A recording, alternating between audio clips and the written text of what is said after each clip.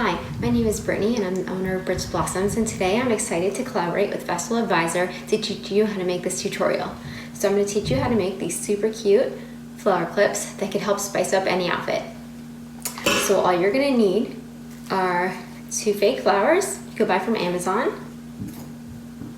2 hair clips also from Amazon.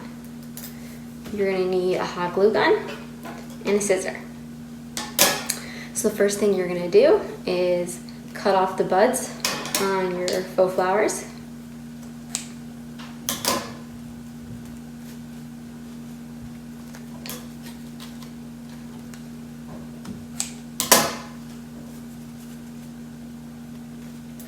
You're going to take any hair clip that you want. You're going to dab a little bit of glue on the back of the flower and stick it right on your hair clip.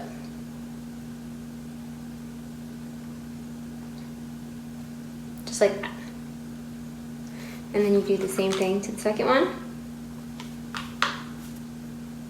After they dry, they're ready to wear, just like this. Super easy. If you guys try this tutorial, please give me a tag at BrittsBlossoms, and you can shop all my handmade clothing and accessories at www.BrittsBlossoms.com. See you later.